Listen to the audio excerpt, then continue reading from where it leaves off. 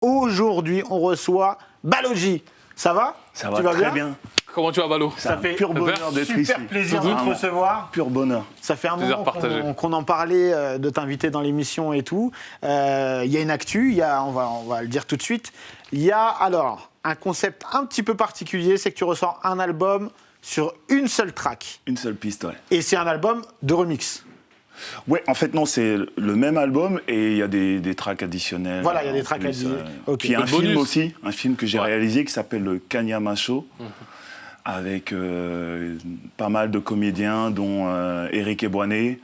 Et c'est en fait le Kanyama Show, c'est une espèce de satire de télé-réalité africaine, une espèce de croisement de Michel Drucker, Berlusconi, dans un pays d'Afrique. Et tout doucement, en fait, les choses commencent on va en venir à tout ce côté partir en vrille. Oui, parce que tu as plusieurs casquettes. Donc, tu as artiste, chanteur et aussi réalisateur. Ouais. Mais avant, revenons un petit peu sur les débuts. Parce que là, il y a des gens qui te connaissent aujourd'hui avec ta musique en solo, etc. Il y a peut-être des gens qui ignorent. C'est qu'à la base, et nous, comment on t'a connu, c'est qu'en fait, tu faisais partie d'un groupe de rap qui s'appelait Starflame, un groupe de rap belge. Exactement, et à groupe de rap Starflame. Ouais. En France, quand on parlait de rap belge, on va dire c'était fin des années 90, début 2000. Ouais, début 2000, ouais. Ça n'a pas la même tendance que ça a aujourd'hui. Voilà. C'était pas vraiment sur la carte du rap. Ouais. Nous, on connaissait le rap belge que par Starflame. En fait, c'était un petit peu le groupe étendard de la Belgique à l'époque. Ouais, c'est un groupe qui a marqué une époque en Belgique. Ouais, c'était un peu l'équivalent des Sens Unique en Suisse ou Funky Family du côté de Marseille. C'est d'ailleurs des groupes avec lesquels on était assez proches. Et puis voilà, c'est un groupe avec lequel j'ai sorti 3 albums. Dont un qui a fait platine. Ouais, qui s'est bien passé, qui s'appelle Survivant. Puis j'ai arrêté avec Starflame en 2003-2004. Ouais, après la sortie du 3e album. Du 3e album, ouais. Et pourquoi tu as arrêté avec le groupe ou comment... Parce que c'était compliqué, c'est un groupe de 7 personnes, donc l'idée de la démocratie dans la musique, c'est compliqué, tu vois. C'est 3 semaines de discussion pour est-ce que tu mets un flyer bleu ou un rouge, est-ce que tu le mets sur le côté droit ou gauche. Donc c'est souvent galère, et puis je crois qu'on arrivait au bout, on n'arrivait pas à recevoir un retour suffisant pour se développer en France, parce qu'après la Belgique c'est un petit territoire, donc c'est par obligation, tu es obligé d'exister en France, donc on a un peu galéré à faire exister le projet à l'époque. Donc la séparation naturelle, quoi. Ouais, naturellement, tu passes à autre chose, ouais. Et comment t'en es venu à la musique, justement donc comment t'en es venu à Starflame, déjà?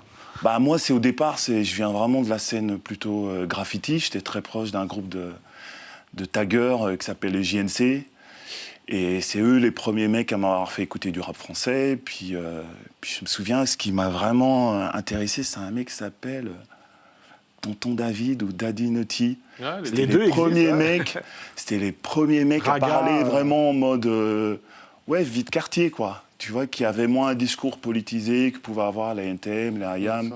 Et ils parlaient vraiment de la vie au quotidien, des petits voleurs de supermarché. Et là, ça a grave percuté chez moi. Puis j'ai commencé à m'intéresser au rap français. Puis voilà, de fil en aiguille, on est arrivé à faire un album, un deuxième. Puis... Donc c'est très hip-hop, en fait. Ouais, c'est hyper hip-hop, ouais. Hop, après le rap et la danse, non, jamais.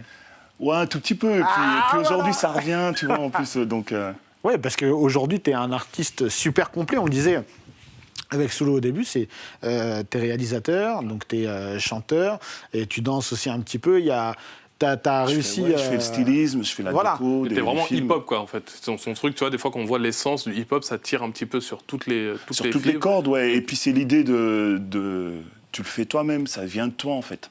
Et là, mes derniers films, c'est pas que j'ai envie de me croire supérieur, c'est juste qu'il n'y a pas de moyens. Donc, du coup, tu te dis, je vais m'occuper de la déco, je vais faire le stylisme. Et ça te permet de développer aussi. Ouais, et du coup, tu développes un goût et une façon de faire, en fait, pour pouvoir bosser tes projets et les concevoir comme une entièreté, en fait. Et comment t'es passé, justement, donc t'arrêtes le rap et tu passes à l'identité que t'as aujourd'hui? Parce qu'aujourd'hui, comment on pourrait définir ta musique? C'est compliqué, en fait, de la définir. C'est compliqué, ouais. Je veux même pas...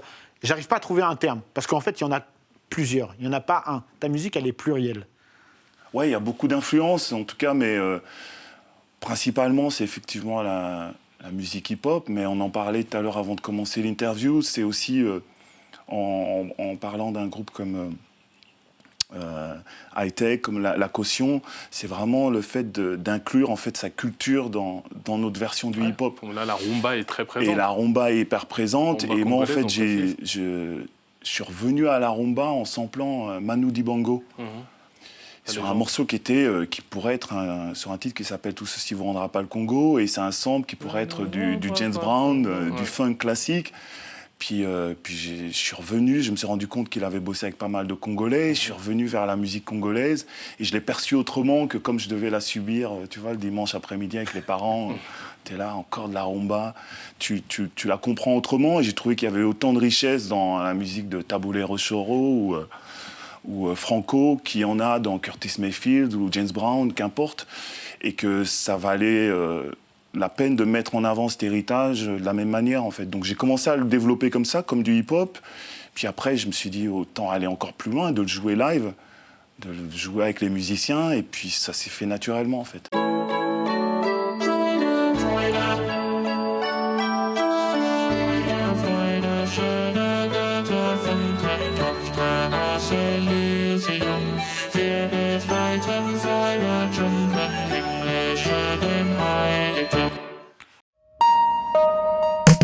Click Sport, c'est toutes les semaines sur Click TV, c'est votre nouveau rendez-vous où chaque semaine, on vous propose de vous raconter ou de vous faire découvrir une légende du sport. Moi, j'ai plutôt vu ça comme, je sais pas, clic-clac, je sais pas. Et nous voilà en compagnie de notre invité toute la semaine, Kobalade. Bienvenue, c'est ta première télé? Eh bah bienvenue, c'est chez nous, chez Click.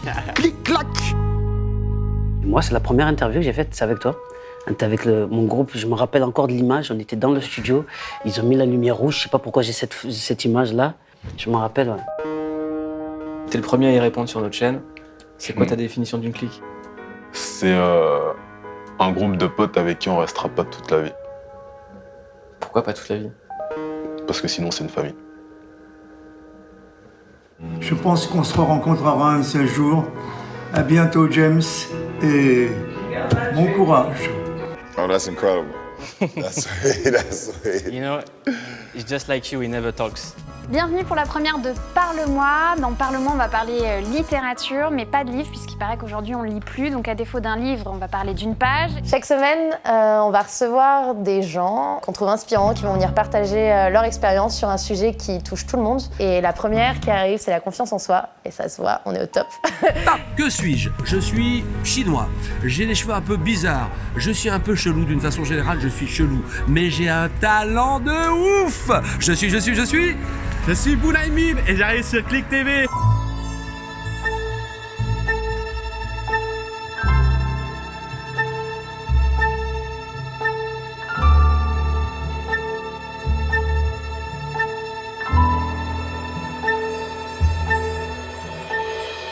Salut, c'est Cut Killer et chaque semaine je vais vous présenter un album. Et cette semaine, Ready to Die de Notorious B.I.G. J'en fais bien. Mouloud, c'est pour toi. Reportage spécial en direct de la Somalie avec Jérôme Jarre ici.